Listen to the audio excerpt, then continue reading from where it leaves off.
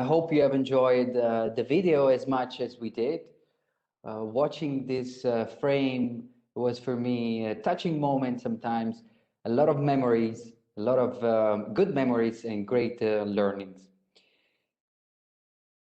Now let's jump right in the next session. We're going to have a panel session, a panel discussion presented by Gianluca Dettori, also known as DigiLutz. Gianluca started his career with internet in 1994 with startups and technological venture capital. He is the founder and president of Primo Miglio SGR, an asset management company authorized by the Bank of Italy. Previously, he founded the Pixel and many other things. Gianluca, I don't think I have the time to present all the things that you've done. Stuff also. Yeah, that's great. So thank you very much for being here. It's a beautiful privilege and a great honor to be associated to this project, and I have to thank Andrea and all of his friends and team that have built this. We are really proud of the activity you guys are doing, and we would like you to support more and more. So the panel about today is about tonight is about building networks to boost innovation. So I would like to invite on the panel right here on the stage Donald DeWitt, business development manager in IMEA of Cisco System, which I would like to say has been our first friend and sponsor from the very beginning.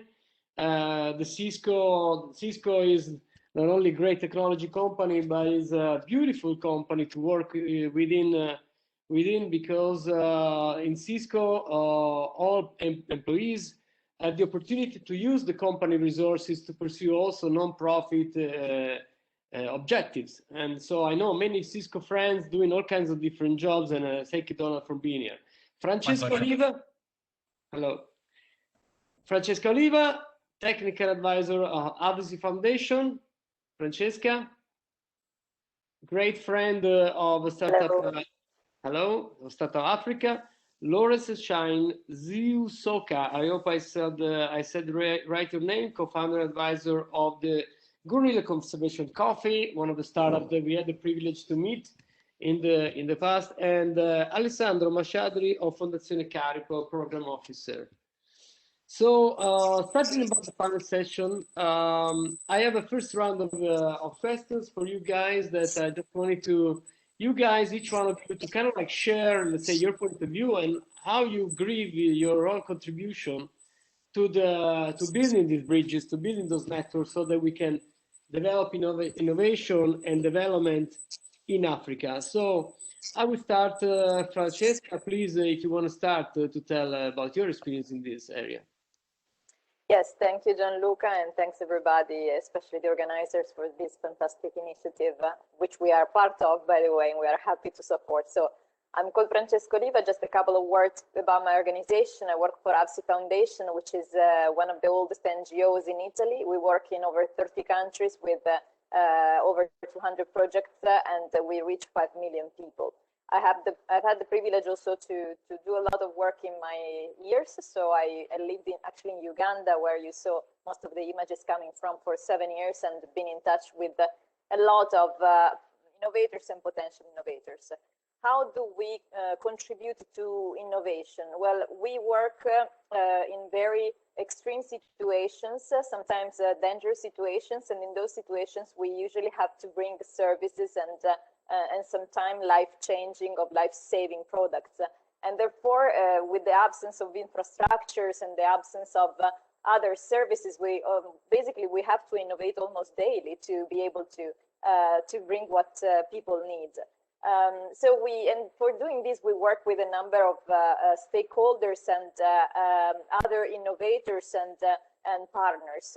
For instance, we transfer technologies and innovations from the north to the south. An example is when last year with Polytechnic of Milan, we introduced the production of face masks for COVID in Uganda, in the Middle East, working with some of the tailors that we trained in our trainings.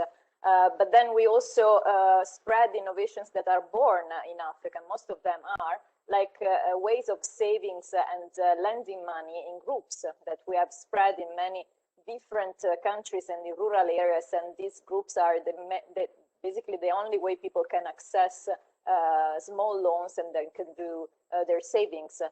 But we also promote new innovations starting from people. So, for example, through co-design methodologies and working with the community, we identify ways to solve social problems. One example is in an island in Uganda, where with farmers, with fish farmers and fishermen, we work together with them to identify business models who could improve their lives and have a social impact in the island. And 4 years ago, we started a company, a startup that was co-owned by the community with the aim of employing local people and also provide income and make profit on the island. So just conclude with this example to also leave to others space to talk. Luca, your microphone is off. I'm sorry. Thank you, Francesca. We really appreciate the partnership with us here. We would like to be contaminated by your knowledge of Africa and how to operate in these complicated countries, difficult, where there are so many difficult practical things. And we would like to contaminate all the no-profit and incredible activity that you guys do to empower it with the know-how that has been built in startups. And from this point of view, I would like to introduce in the panel Alessandro Machadri from Fondazione Caripolo, also because there is something boiling. Then I don't know how much you can tell, but there is something boiling about this particular activity. What can you tell us about impacting through innovation in Africa?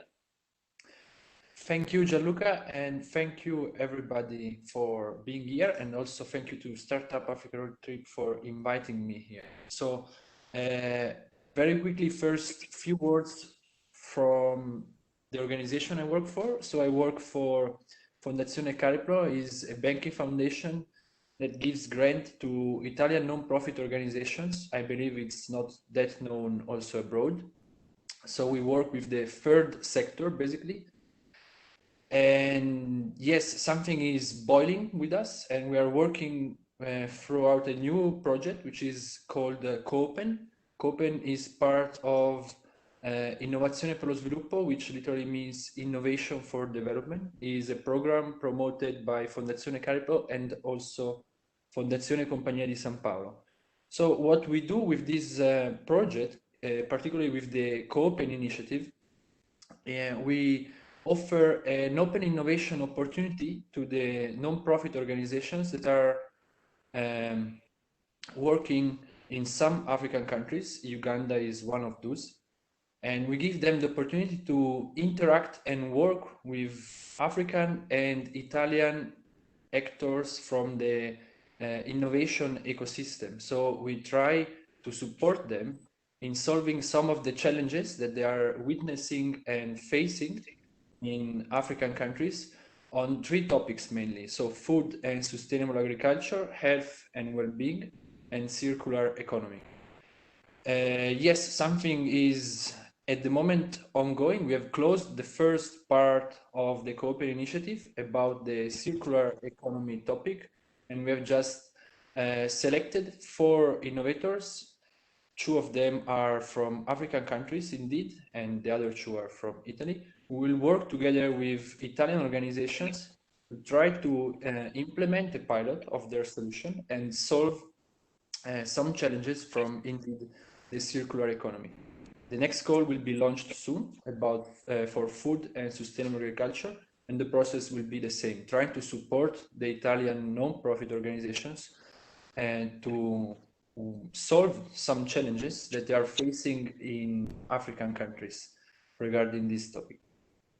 Thank you, Gianluca. Thank you very much. That's very interesting and exciting, and it's a very exciting project. I think we need to build more and more of these bridges between Italy and Africa. And I would like to bring on a panel Donald DeWitt, which is business development manager EMEA of Cisco. And as I said, Cisco is a great company that has always had a very important attention to helping the others and to be inclusive as much as possible.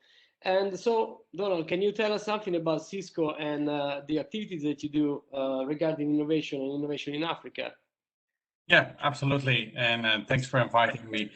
Well, Cisco, a global technology company, extending from creating the internet, being the builders of the internet, the secure internet, everything which is related to security, collaboration. Look what we're using today here, WebEx, to make collaboration virtually possible, and it's so extensive.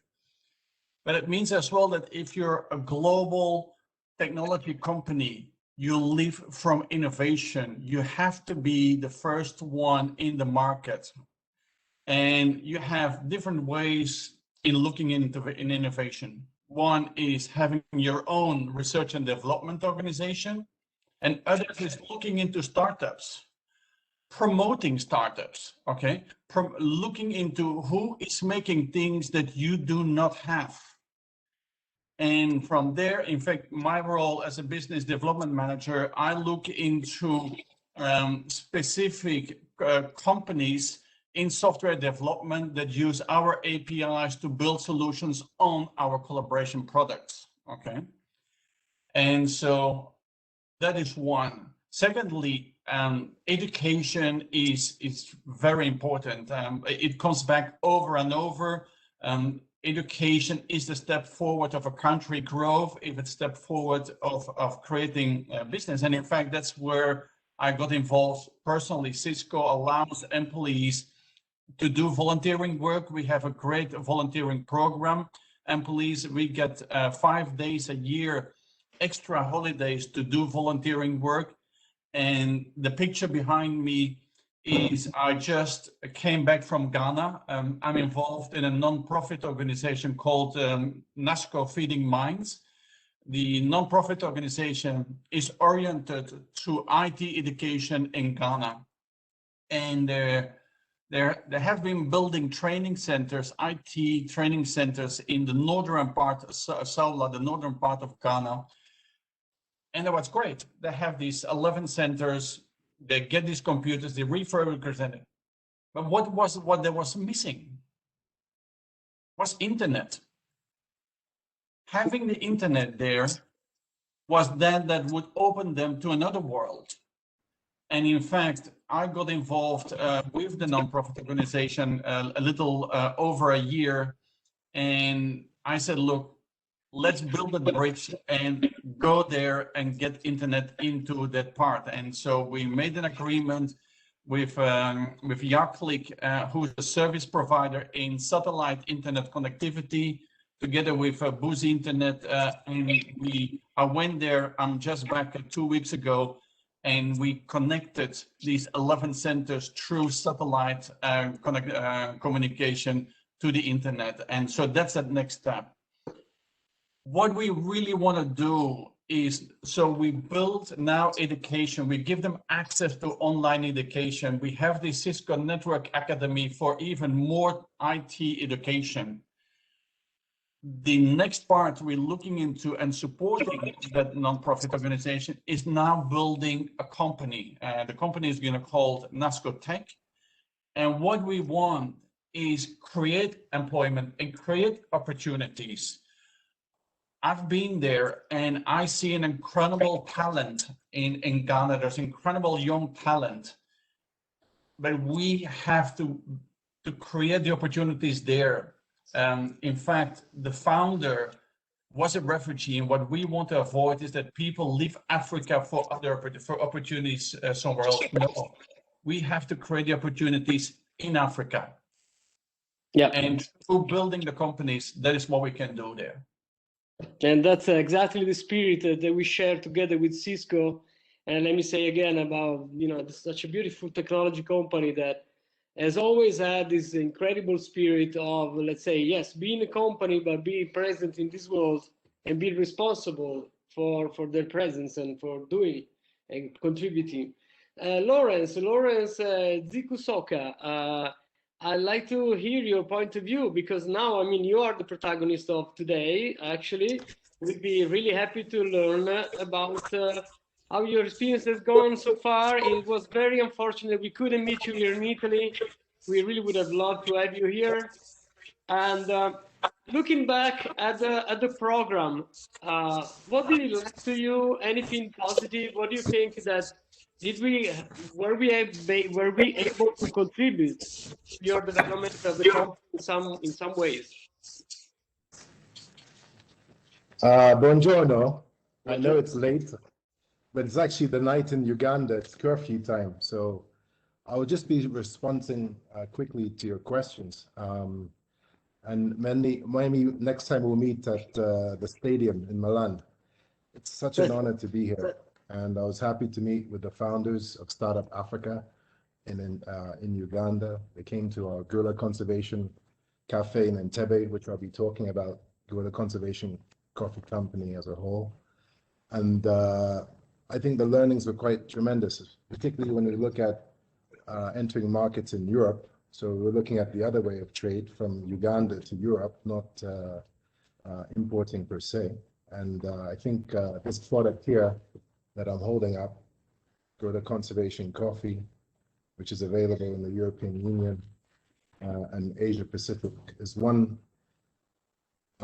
conversation that I had with the Startup Africa Roadtrip team. How do we conceptualize the scale from Uganda to, let's say, Milan? And people that want to support the mountain gorillas, would they be able to buy gorilla conservation coffee in any place in Italy? Not only in Milano, but any place. Turin, Lazio, all these major cities, Roma, etc. So that's just my introduction. I did have a question though. There's 3 questions that were presented or shared on email. Yeah.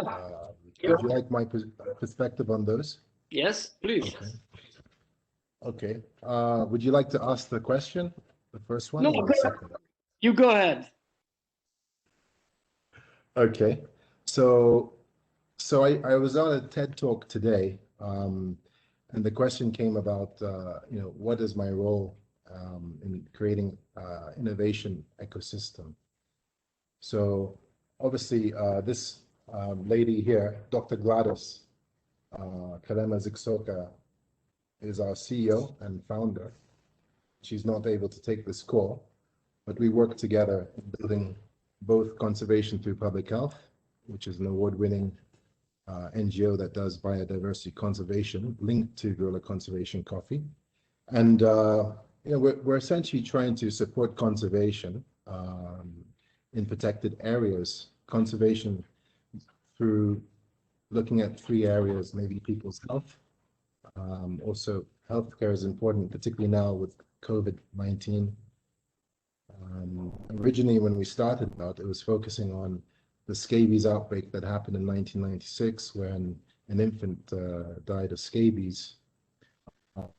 So we're cognizant about disease transfer. We wish to look at those ecosystems in more detail. Many of you may have heard that Italy in June, we lost Rafiki. Rafiki was a very important gorilla, was accidentally speared by a poacher. And we've had lots of challenges with respect to building the ecosystem during COVID.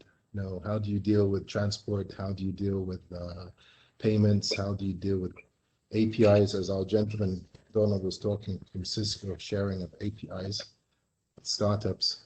But I think overall, when you look at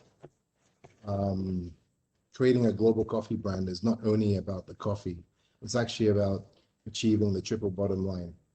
So if you're not paying your farmers above the market price for Arabica, which I know in Italy is not as popular as Robusta, I understand that. But contextually, that it's unfortunate, so now we're looking at what can the farmers do for themselves that's slightly different than before, Yeah.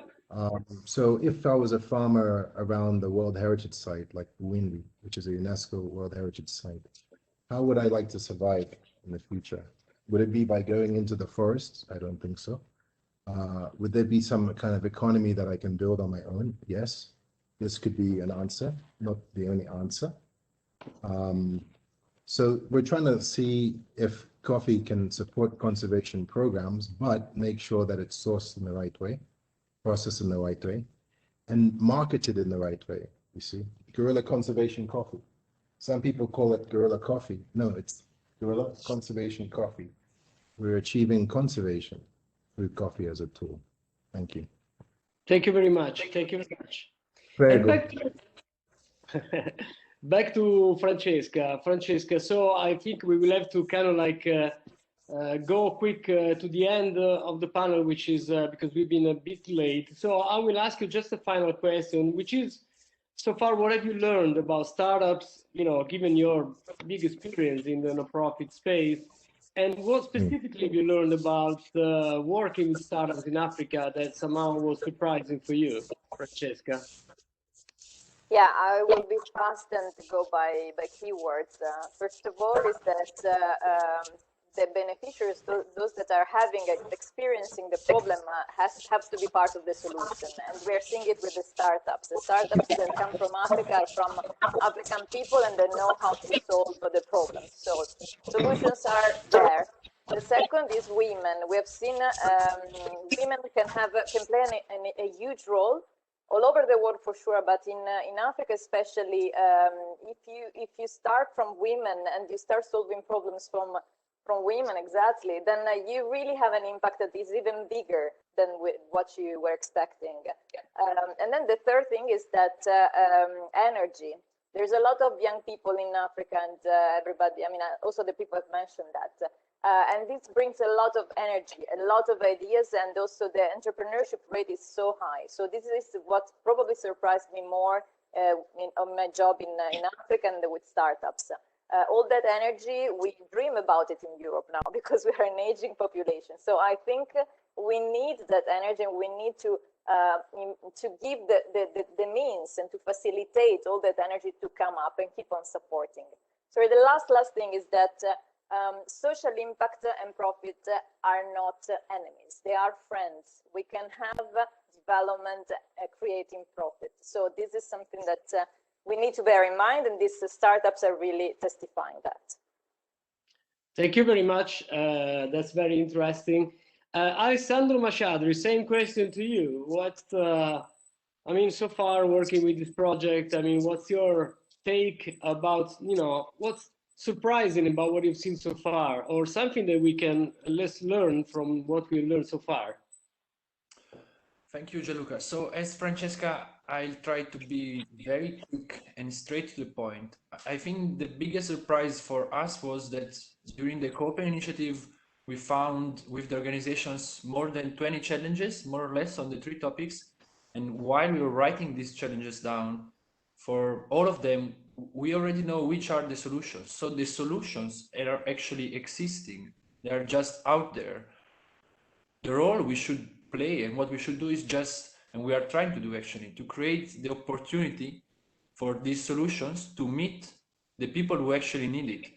And most of the times the solutions are just in Africa. We are an Italian organization and also try to facilitate the interaction to make sure also Italian innovators can contribute. But at the end of the day, most of the time solutions are already there. The only thing, and only maybe is a bit reductive, what we should do is just facilitate the meeting between the people, the innovator who are bringing the solutions, and the people who need it the most, so the people who actually, at the end of the day, will benefit from it.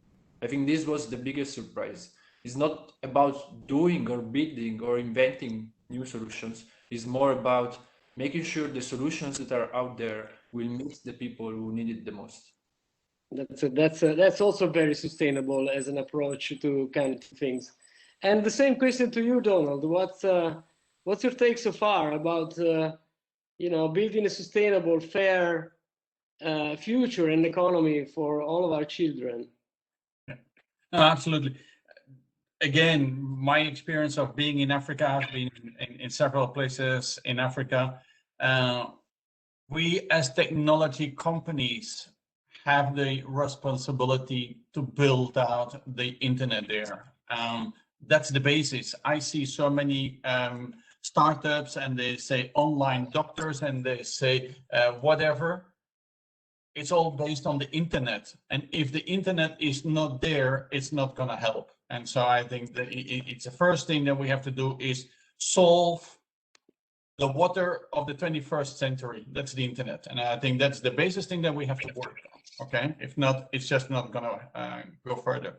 Secondly is, and I stated, our incredible talents. I have incredible conversations with very dynamic young people, and I'm pleased to say that I saw in the classes around 25% of girls, okay?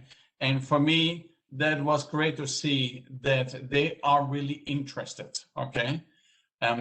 Girls bring another perspective to IT, and we really need them. They look different into the interface. They look different in how we use things, okay? Man, we look into bit and byte, okay? They think different, and we need that combination in the solution. But my biggest call out stays is that we have to create the opportunities in Africa. If we spend the amount of millions we use to accommodate these immigrants that come into Europe, the same amount of millions to build opportunities there, these people would not come to Europe for other opportunities. And that is what we have to look in. We have to shift that mindset and say we have to create the opportunities in the countries, and that will bring back that economy. That's a challenging task, but we definitely have to help Africa developing. It's also for our own good as a planet. Lawrence, the last word to you.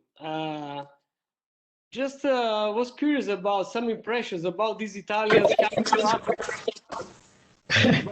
Coming to Africa. What's your take so far from these Italians? Look, you know, we like football a lot. You know, Italians like football. We also eat occasionally pasta, especially pizza. We like coffee as well. But you like Robusta. It's the wrong kind. There is a new generation now that love the real coffee, not the Robusta. If you go now, there are 3 shops for coffee, and the people that really know about coffee, they will know which one to take, which is yours. Bring them to me. Bring them to me, please. Bring them to me.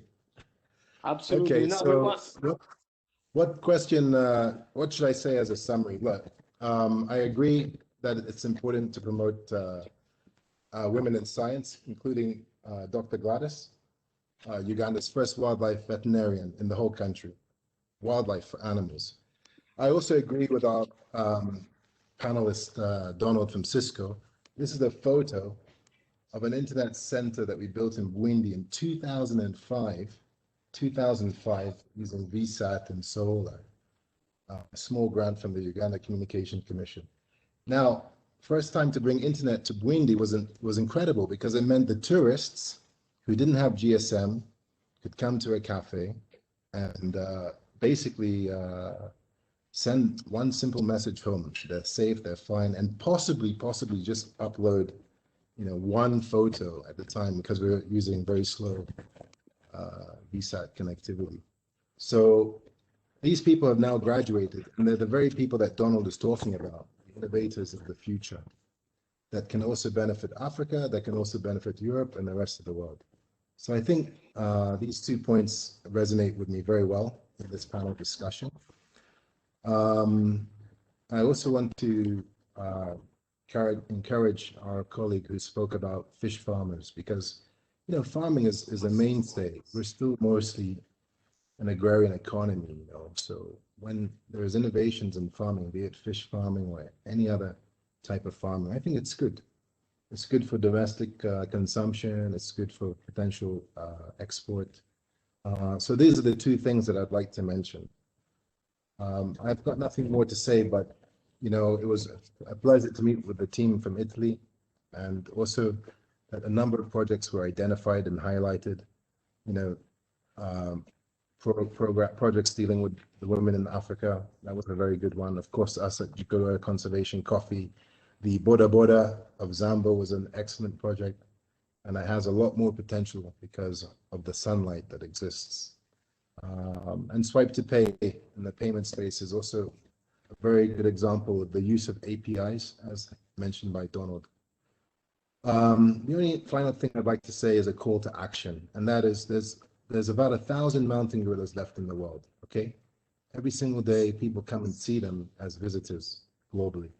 Is there a way to create a fund, and a fund that will continue for gorilla conservation? This is my call to action. Thank you. Thank you for the call. That's an interesting point. I guess probably there are definitely a certain organization that should take care of these kind of things, and we definitely Roberta Cocco probably is the highest official in the room that can help us to figure that out. We're also working with some potential support for the Italian government, so who knows. So we're wrapping up with this panel.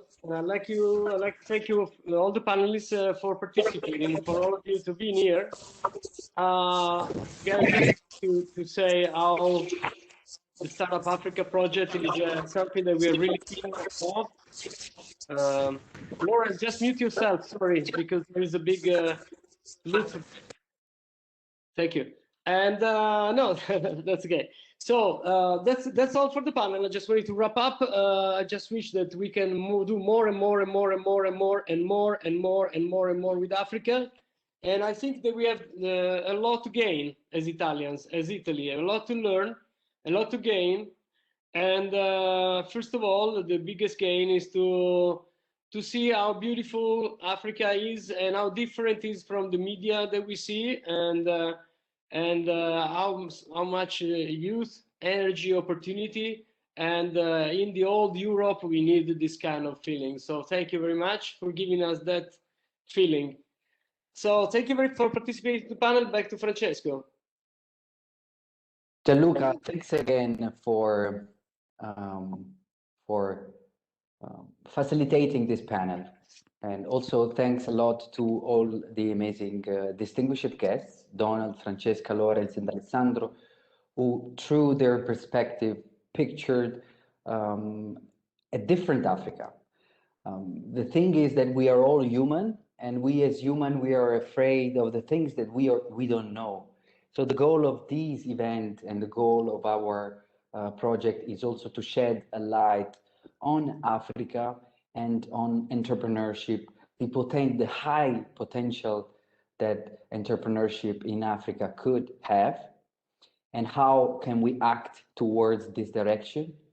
As Donald previously said, we have to create opportunities in Africa, and we are going to talk about this with Usman, who was the founder of NASCO Feeding Mind, during our podcast. Will be available on the listening platforms such as Spotify and all the others.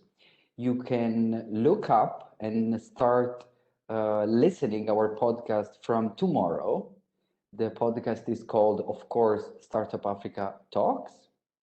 You can also follow us on our social media channels.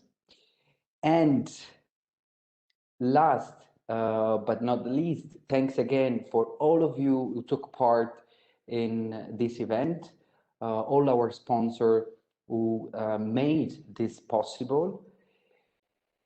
And for the next year, we need your help. We need volunteers, we need sponsors, we need partners, we need new ideas, we need fresh angles and perspectives. So don't be shy, connect with us, and we will be more than happy to use your time, your availability in order to make a greater good, in order to make great impact with local entrepreneurs. Thanks again to everyone who watched this event up until the end. And I give you appointment to our social media handles, as I said, and to the Startup Africa Talks podcast. Thanks.